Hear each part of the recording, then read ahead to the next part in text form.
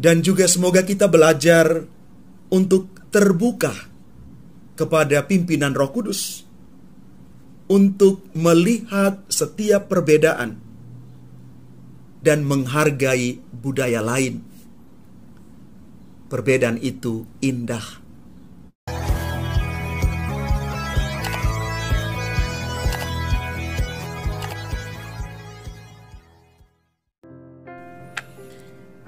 Salam Bapak Ibu, Saudara dan Saudari, sahabat-sahabat garam dunia yang terkasih. Hari ini gereja merayakan Santo Yosef Ranademetz, seorang imam dan misionaris perdana dari Kongregasi Serikat Sabda Allah atau SVD di Cina. Yosef Ranademetz itu lahir di Oyes, Tirol Selatan.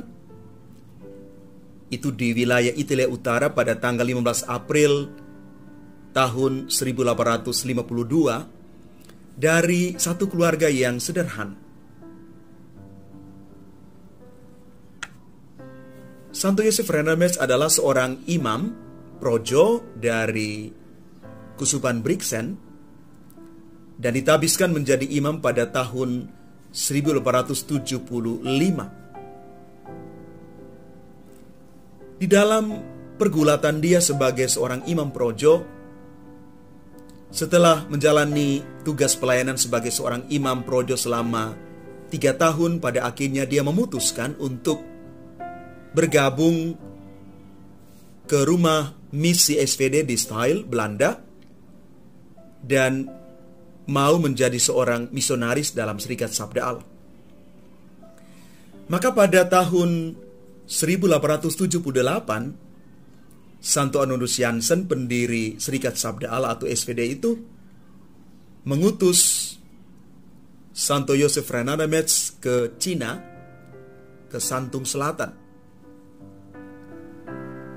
Pekerjaan karya pelayanan sebagai seorang imam misionaris itu bukan perkara mudah bagi seorang Yosef Ranademetz. Dia harus berjuang dengan segala macam tantangan di tempat misi. Dan pada tanggal 28 Januari tahun 1908 dia wafat di Santung Selatan dalam usia 56 tahun. Karena itu selama 18 tahun dia bermisi di tanah Cina, membangkitkan semangat misi untuk kita semua.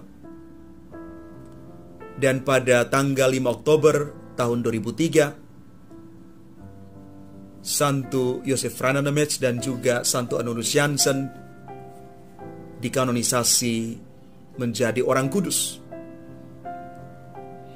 Bapak, Ibu, Saudara dan Saudari umat Tuhan yang terkasih, paling kurang ada 2 pesan yang boleh kita maknai dari perayaan Pesta Santo Yosef Ranademetz hari ini. Yang pertama, bahwa dia adalah seorang imam misionaris yang saleh, yang cerdas, pekerja keras, dan dia setia sampai akhir sebagai seorang imam misionaris di tanah misi. Dan sekali lagi, dia tidak kembali lagi ke tanah asalnya di Eropa. Ada banyak tantangan yang dia alami sebagai seorang misionaris. Dari dalam dirinya adalah faktor kesehatan. Tetapi juga dari luar, situasi setempat dengan segala macam dinamikanya membuat dia harus bertahan dengan medan yang sulit, dengan budaya yang baru. Dia harus beradaptasi dengan situasi yang tidak mudah bagi dia. Dia datang sebagai orang Eropa, berhadapan dengan orang Asia di Cina Santung Selatan. Maka inilah salib yang harus dipikul oleh Joseph Reinhard Metz. Maka beliau mengatakan begini, salib itu adalah makanan sehari-hari para misionaris.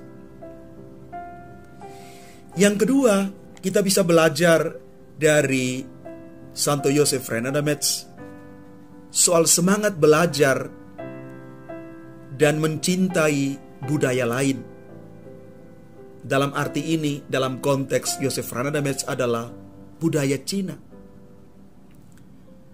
Maka semangat inkulturasi, belajar bahasa yang sulit, budaya yang berbeda, itu menjadi perjuangan dari seorang Joseph Reinhard Metz. Dan Santo Joseph Reinhard Metz adalah seorang pembelajar yang luar biasa. Orang-orang memberikan kesaksian bahwa dia bisa berbahasa Mandarin dengan sangat fasih, sangat sempurna. Bahkan ada umat yang mengatakan kalau mendengar Santo Joseph Reinhard Metz merayakan Ekaristi di dalam gereja, dan orang mendengar dari luar dan tidak masuk di dalam gereja itu, orang yang mendengar dari luar itu tidak yakin bahwa yang berbicara, yang merayakan Ekaristi menggunakan bahasa Mandarin adalah seorang Eropa, Joseph Reinhard Metz. Karena sangat fasih menggunakan bahasa Mandarin. Joseph Reinhard Metz mengalami perubahan, transformasi diri dari dalam. Bagaimana dia mengubah pola pikirnya. Datang dengan konsep orang Eropa, dan dia diubah, dilahirkan kembali menjadi manusia baru di tanah Cina. Maka nama dia berubah dari Joseph Reinhard Metz menjadi Fu Shenfu, gembala yang berhati Bapa. Bapak, Ibu, Saudara dan Saudari yang terkasih, ada satu hal yang menarik dari semangat belajar seorang Joseph Reinhard Metz yang perlu kita tiru. Bahwa dia mengatakan begini, tugas seorang misionaris, tugas kita sebagai orang terpanggil dan sebagai para pengikut Kristus adalah melakukan perubahan dari dalam diri. Ini satu refleksi yang dalam sekali, karena dia sungguh-sungguh menjadi misionaris kebanggaan Kongregasi Serikat Sabda Allah. Bahkan dia mengatakan bahwa saking mencintai orang-orang Cina di Santung Selatan, dia bernazar bahwa nanti di surga pun saya tetap menjadi orang Cina. Ini kecintaan yang luar biasa dari seorang misionaris yang tahan uji, tahan banting ketika berhadapan dengan medan misi yang tidak mudah. Tetapi dari sana dia mengalami transformasi yang luar biasa, melahirkan cinta yang total tanpa syarat dan pemberian diri yang utuh dan paripurna dalam karya pelayanan di tanah misi. Maka pada bagian akhir hidupnya dia mengatakan begini, bahwa satu-satunya bahasa yang bisa dimengerti oleh semua orang di dunia ini ialah bahasa cinta. Bapak, Ibu, Saudara dan Saudari yang terkasih, mari kita belajar dari Santo Joseph Reinhard Metz supaya kita makin setia di dalam panggilan karya pelayanan kita, entah sebagai imam biaran berawati maupun sebagai awam yang mendarma baktikan hidup kita kepada karya pelayanan dan misi. Dan juga semoga kita belajar untuk terbuka kepada pimpinan Roh Kudus, untuk melihat setiap perbedaan dan menghargai budaya lain.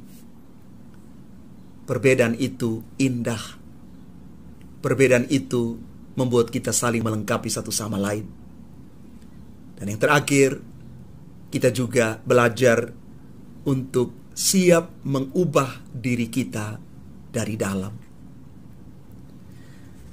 Mari Bapak Ibu, saudara-saudari yang terkasih, semoga semangat hidup dan karya misi Santo Yosef Reinhard Metz menginspirasi kita di dalam hidup, panggilan, juga karya pelayanan kita semua. Tuhan memberkati kita. Amin.